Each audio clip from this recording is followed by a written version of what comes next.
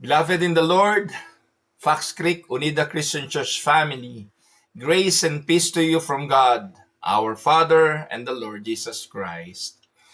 On this joyous occasion of your 9th church anniversary, we give all glory and thanksgiving to God who has sustained, strengthened, and guided your congregation through the years. Indeed, it is written in Psalms 127 verse 1, "Unless the Lord builds the house, those who build it labor in vain." Your journey this past 9 years is a beautiful testimony of God's faithfulness and grace at work in His people.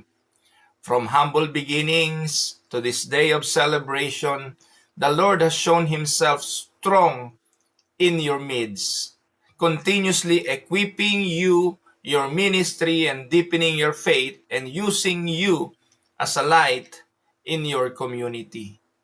Nagpapasalamat tayo sa Panginoon at patuloy na pinararangalan ang kanyang kabutihan sa buhay ng ating Pastor Jay Gayas and the dedicated leadership team, the council members of Fox Creek Unida Christian Church.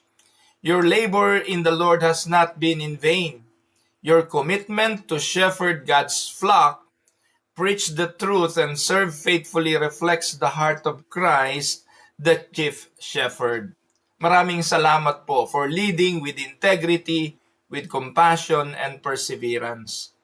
And as you step into your 10th year, may this milestone be more than a commemoration of the past. It should also be a challenge for the future. The Apostle Paul reminds us in Philippians 3:13-14, "Forgetting what is behind and straining toward what is ahead, I press on toward the goal to win the prize for which God has called heavenward in Christ." So here are some challenges that I would like to give you. 1.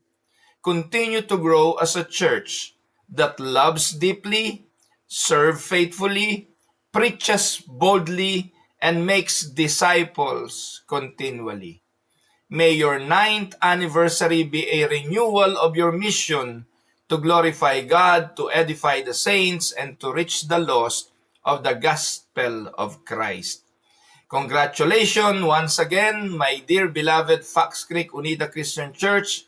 To God all the glory on the great things He has done and the greater things He will still do. With love and prayers, your beloved Bishop, Roel Camia from Winnipeg Unida Christian Church. God bless everyone, and also I would like to greet Pastor Jay Gayas this day for giving his life to the ministry. A happy Pastor's Appreciation Day sa iyo, Pastor.